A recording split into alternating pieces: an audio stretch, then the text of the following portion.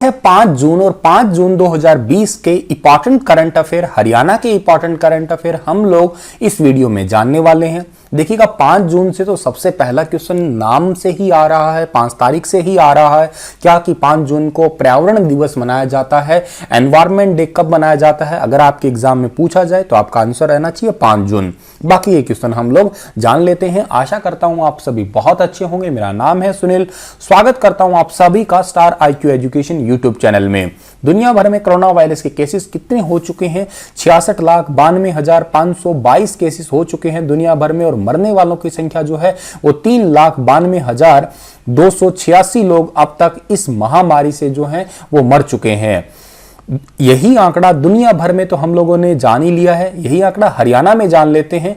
हरियाणा में टोटल अब तक 3281 लोग कोरोना संक्रमित हो चुके हैं। एक दिन के अंदर 327 नए केस आए हैं और मरने वालों की संख्या टोटल 24 हो चुकी है। यहाँ पे आज मैंने भारत का नहीं बताया, नेशनल वाला, उसको अगर आपको देखना है, चेक करना है तो वही आंकड़े नेशनल वाली एक वीडियो मेरे करंट अफेयर की होती है, उसी के अंदर मिला करेंगे आपको। चलिए आगे बढ़ते हैं। सबसे पहला हमारा क्वेश्चन है, हरियाणा में नाबार्ड की मदद से सोनीपत रोहतक में कितने करोड़ से 2 मेगा फूड पार्क जो है वो बना रही है? नाबार्ड की मदद से हरियाणा सरकार बनवा रही है, तो वो बन रहे हैं 2 मेगा फूड पार्क 126 करोड़ की मदद से। ए ऑप्शन सही रहेगा इस क्वेश्चन का हमारा। अभी मेगा फूड पार्क क्या होते हैं? देखिएगा, फूड पार्क का सिंपल सा मतलब ये होता है कि जहां पे आप कोल्ड स्टोर के रूप में किसी चीज को जानते हो। फॉर एग्जांपल अभी जो टाइम चल रहा है हमारा गर्मी का, गर्मियों के दौरान इस सीजन में गाजर का सीजन नहीं है, लेकिन फिर भी गाजर अवेलेबल हो सकती है। मटर का सीजन नहीं है, लेकिन मटर अवेलेबल हो सकती है। दिसंबर में जाएंगे, दिसंबर में आम का सीजन नहीं मिलेगा, लेकिन फिर भी उस टाइम पे आम अवेलेबल हो सकते हैं। अब सेब का सीजन नहीं है, लेकिन सेब है। ये सारे कहां से आते होंगे? इनको फूड पार्क के अंदर रखा जाता है या कोल्ड स्टोर के अंदर रखा जाता है। तो ये 126 करोड़ की लागत से जो है सोनीपत रोहतक में बन रहा है जो है मेगा फूड पार्क, याद रखिएगा। अच्छा, ये जो है इससे क्या होगा? इससे 5 लाख रोजगार भी पैदा होंगे और टेक्नोलॉजी भी बहुत ज्यादा जो है इंक्रीमेंट होगी। और इसके साथ साथ जो है फूड प्रोसेसिंग यूनिट के लिए केंद्र सरकार से 1000 करोड़ रुपए और भी मांगे हैं हरियाणा सरकार ने। नाबार्ड का जिक्र हुआ है, तो नाबार्ड का जिक्र लास्ट वीडियो में भी हमने थोड़ा किया था जिक्र। नाबार्ड का फुल फॉर्म क्या है? National bank for agriculture and rural development. Exam के लिए बहुत इंपॉर्टेंट है, प्लीज इसका फुल फॉर्म याद कर लीजिएगा। राष्ट्रीय कृषि और ग्रामीण विकास बैंक। इसकी स्थापना हुई थी 12 जुलाई 1982 को। हेडक्वार्टर है मुंबई में। इसके प्रेजेंट में चेयरमैन का नाम है चिंताला, लेकिन हाल ही में हर्ष कुमार भनवाला जो हैं वो रिटायर हुए हैं। मैंने कल आपको एक क्वेश्चन पढ़ाया था, वो रिटायर हुए हैं, तो वो बताइएगा हरियाणा में कौन से जिले के किस गांव के हैं। मैंने जिला और गांव दोनों बताए थे, अगर आपको याद है तो आप कमेंट सेक्शन में लिखिएगा। हरियाणा में कृषि विश्वविद्यालय में कितने करोड़ की ग्रांट से इंक्यूबेशन सेंटर खुले हैं? तो अभी हाल ही में हरियाणा में कृषि विश्वविद्यालयों में 10 करोड़ की लागत से जो है इंक्यूबेशन सेंटर खुले हैं। ए ऑप्शन सही है इस क्वेश्चन का हमारा। क्या होते हैं ये इंक्यूबेशन सेंटर? जो भी स्टार्टअप बिजनेस होते हैं उनको शुरू करने में जितनी भी हेल्प की जाती है वो इंक्यूबेशन सेंटर ही करता है। इंक्यूबेशन सेंटर जो होता है वो जो प्राइमरी स्टेज पे क्या करता है, उनके लिए एक संजीवनी बूटी का काम करता है। फॉर एग्जांपल उनके लिए सीड फंडिंग देना, उनके लिए नेटवर्क प्रोवाइड करना, उनके लिए कोवर्किंग स्पेस देना, कंसल्टेंसी सर्विस देना, लैब्स प्रोवाइड करना, कोई बीजों की प्रामाणिकता के बारे में बताना, ठीक है, कोई मिट्टी की जांच करना, pH वैल्यू को टेस्ट करना, ये सारा काम इंक्यूबेशन सेंटर का होता है। कभी आप हिसार की HE यूनिवर्सिटी में जाना, वहां पे इंक्यूबेशन सेंटर आपको मिलेगा। वो खैर बहुत पुराना है, लेकिन अभी नए जो है वो स्टार्ट किए गए हैं स्टार्टअप बिजनेस के लिए। हरियाणा में NABL द्वारा मान्यता प्राप्त लैब की स्थापना को मंजूरी किसने दी है? तो अभी हाल ही में NABL द्वारा मान्यता प्राप्त लैब की स्थापना को मंजूरी दी है श्रीमान मनोहर लाल खट्टर ने, यानी कि हरियाणा के मुख्यमंत्री ने इस लैब की स्थापना को मंजूरी दी है। अच्छा, लैब करने क्या वाली है? ये लैब का काम ये है कि एक ही छत के नीचे, मतलब एक ही डिपार्टमेंट के अंदर जो है कई सारे मल्टीपल टेस्टिंग हो सकते हैं, जैसे कृषि से रिलेटेड, खाद्य से रिलेटेड, मिट्टी का, पर्यावरण का, स्वास्थ्य का, पानी का, इन सभी की टेस्टिंग की जा सकती है। कई बार आप लोगों ने देखा होगा कि जो खेत है उसमें उपज अच्छी नहीं होती है, तो थोड़ी सी खेत की मिट्टी लेके जाके उस मिट्टी की टेस्टिंग करवाई जाती है कि इसमें बेसिकली किस प्रकार की कमी है। या कई बार पानी का चेकअप करवाते हैं कि पानी जो है पीने लायक है कि नहीं है। एनवायरनमेंट का चेकअप होता है, फसलों का चेकअप होता है। ये सारा जो है वो एक ही छत के नीचे करवाया जा सकता है, डिफरेंट जगह नहीं जाना पड़ेगा, एक ही ऐसा सेंटर बन जाएगा। उस लैब की स्थापना के लिए मंजूरी दी है NABL द्वारा मान्यता प्राप्त लैब के लिए हरियाणा के मुख्यमंत्री मनोहर लाल खट्टर ने। अब ये NABL जो है इसका फुल फॉर्म क्या होता है? NABL का फुल फॉर्म होता है national accreditation board for testing and calibration laboratories. ठीक है, ये जो आता है ये साइंस और टेक्नोलॉजी डिपार्टमेंट के अंतर्गत आता है और ये टेस्टिंग के लिए जो है या टेस्टिंग कैलिब्रेशन देने वाली एक लैबोरेटरीज है, जिसका मेन पर्पस ही यही है कि मानकों को जो है वो सही दिशा निर्देश से सेट करके बताया जा सके कि जो मिट्टी है उसका pH वैल्यू ये है या इसमें ये कमी है, या एक सही मानदंड जो है वो बताया जा सके बेसिकली। हरियाणा सरकार ने कोरोना के कारण वाहन पंजीकरण व लाइसेंस नवीनीकरण, वाहन पंजीकरण का मतलब है कि नया वाहन अगर नई साधन लेते हैं हम लोग तो उसका रजिस्ट्रेशन करवाते हैं हम लोग। लाइसेंस नवीनीकरण का मतलब क्या होता है? लाइसेंस को रिन्यू भी करवाया जाता है। जैसे मान लेते हैं कि कोई लाइसेंस है, उसका टाइम पीरियड है 20 साल का, 10 साल का, तो उसको रिन्यू करवाना पड़ता है हर 10 साल 20 साल जो भी है। अच्छा, उसमें देरी से पंजीकरण और नवीनीकरण करवाने पर अब कोई जुर्माना नहीं लगेगा। आप सभी को पता होगा कि अगर फिक्स टाइम से के बाद में अगर लेट होते हैं तो फिर लेट फीस लगना शुरू हो जाती है, लेकिन अब उस पे जुर्माना नहीं लगेगा। इस पे रोक लगा दी गई है कोरोना वायरस के कारण, क्योंकि लॉकडाउन का टाइम पीरियड था उस वजह से। तो ये रोक लगाई किसने है? ये रोक लगाई है हरियाणा के परिवहन मंत्री, जिनका नाम है मूलचंद शर्मा। ए ऑप्शन जो है इस क्वेश्चन का हमारा बिल्कुल ठीक है, जो कि आपको फोटो में दिखाई दे रहे होंगे। ठीक है जी।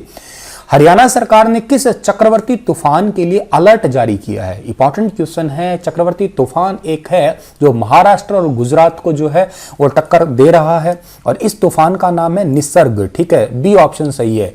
हाल ही में रिसेंटली एक अम्फान नाम का तूफान आया था, ठीक है, जो कि ओडिशा और पश्चिम बंगाल को इफेक्ट किया था, लेकिन अभी एक अरब सागर में, वो तो था बंगाल की खाड़ी में उठने वाला, ये अरब सागर में उठा है निसर्ग। ठीक है, और ये तूफान जो है वर्तमान में महाराष्ट्र और के साथ साथ गुजरात, उन राज्यों को जो है इफेक्ट कर रहा है। अच्छा, ये साथ के साथ क्या करने वाला है? पश्चिमी विक्षोभ के कारण जो है पश्चिमी विक्षोभ को थोड़ा फोर्स देगा, तो उस वजह से हरियाणा और चंडीगढ़ में भी बारिश होने के, बहुत तेज बारिश होने के आसार है। आपको रिसेंटली मैंने पढ़ा के हटा था कि हरियाणा में येलो अलर्ट तक जारी कर रखा है। ठीक है, अब ये तो मैंने आपको बता दिया, लेकिन सवाल मन में आता है कि ये नाम बनते कैसे हैं सारे के सारे। सबसे पहला तो देखो सवाल ये कि निसर्ग का मतलब क्या होता है? इसका मतलब होता है प्रकृति, और ये नाम दिया किसने था? बांग्लादेश ने दिया था। लेकिन ये ऐसे टेढ़े मेढ़े, जैसे वो पीछे अम्फन था, ये निसर्ग है, ऐसे तूफानों के नाम बनाता कौन है? तो देखिएगा, बंगाल की खाड़ी और अरब सागर में ना ये चक्रवात उठने शुरू हुए थे लगभग 2000 साल के दौरान ही। इनकी शुरुआत जहां तक आधुनिक जमाने में देखी जा रही है। 2004 में एक फॉर्मूला सा मंजूर कर लिया गया था, क्या कि 2000 में विश्व मौसम विज्ञान संगठन और एशिया प्रशांत के लिए और संयुक्त राष्ट्र आर्थिक समाज, इनका एक 27वां आयोग बैठा था, 27वां स्तर बैठा था, और इसके अंदर जो इस अरब सागर और बांग्लादेश, इस पश्चिम बंगाल के आसपास का क्षेत्र कहिएगा या बंगाल की खाड़ी के आसपास का क्षेत्र कहिएगा, जो भी आसपास के देश लगते हैं उनकी एक मीटिंग हुई थी। अब कितने देश लगते हैं? 13 देश लगते हैं, जो बंगाल की खाड़ी भी होगी और के साथ साथ इधर आपका अरब सागर हो गया। इनमें भारत भी शामिल है, बांग्लादेश है, मालदीव है, और म्यांमार, ओमान है, पाकिस्तान भी है, के अलावा Sri Lanka, Thailand, Iran, Qatar, Saudi Arab और संयुक्त अरब अमीरात और यमन, ये सारे देश शामिल हैं। इनके लिए IMD यानी कि भारतीय मौसम विज्ञान विभाग ने अप्रैल 2020 में अभी रिसेंटली 160 नामों की जो है लिस्ट दी है, जिसमें इन 13 देशों द्वारा सुझाए गए नाम है इन चक्रवातों के। ये नाम कौन कौन से? एक तो निसर्ग हो ही गया, इसके अलावा अर्णब है, इसके अलावा आग है, व्योम है, अजर है, एक प्रभंजन है, तेज है, गति है, लुल्लू है, ठीक है, और एक अम्फन भी आया था पिछले लास्ट दिनों में। तो ये सारे नाम है पहले से डिसाइड किए हुए हैं। ठीक है, तो हवा की गति के हिसाब से डिसाइड कर रखे हैं, दिशा के हिसाब से डिसाइड कर रखे हैं। ठीक है जी, आगे बढ़ते हैं हम लोग। तो हरियाणा में स्वास्थ्य की सुरक्षा के लिए 3 राज्यों के बीच आवागमन नीति को किसने लागू करने की घोषणा की है?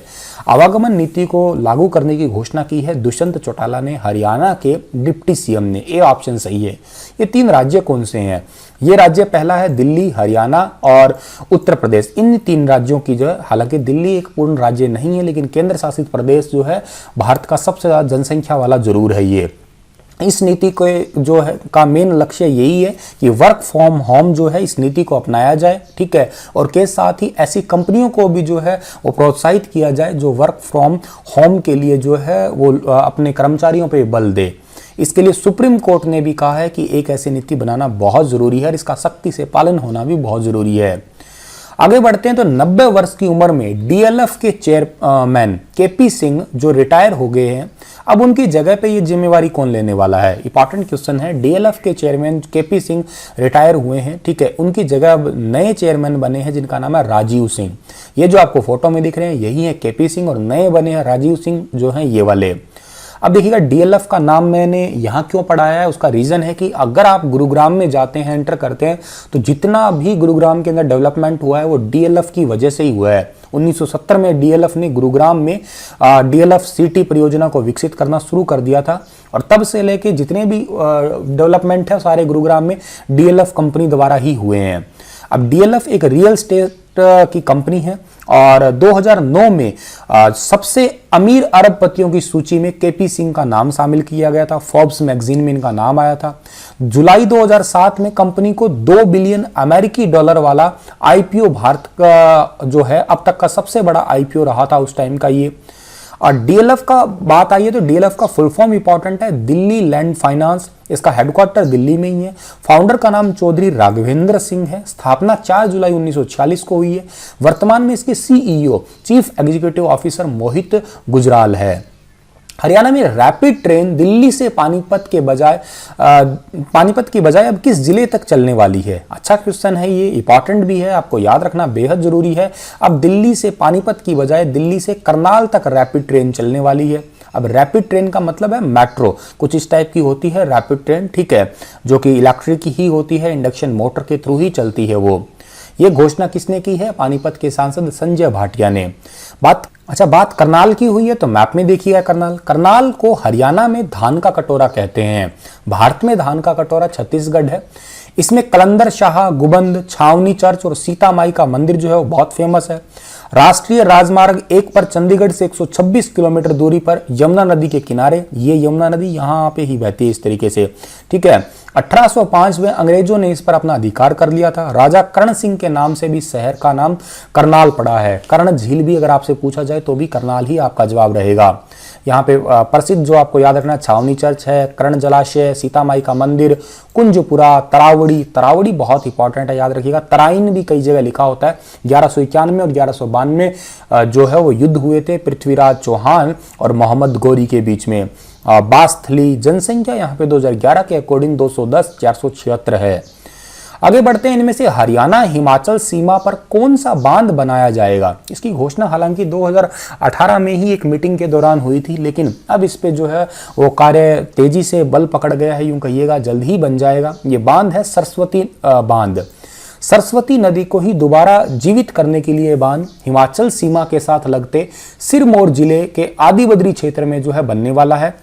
और ये 77 हेक्टेयर भूमि तो होगी इसमें हिमाचल की और 11 हेक्टेयर भूमि जो होगी वो होगी हरियाणा की। इसके अंदर हिमाचल प्रदेश का जिक्र हुआ तो हिमाचल की जो राजधानी है 2 है, एक तो है शिमला और एक है धर्मशाला, ठीक है। सर्दियों के अंदर जो राजधानी होती है वो धर्मशाला और गर्मियों में राजधानी होती है शिमला। ऐसे मेन शिमला ही बोला जाता है। जयराम ठाकुर जो है वो है यहाँ के मुख्यमंत्री। तो इतनी बात आपको जो है वो याद रखनी है। देवभूमि भी कहते हैं हिमाचल प्रदेश को।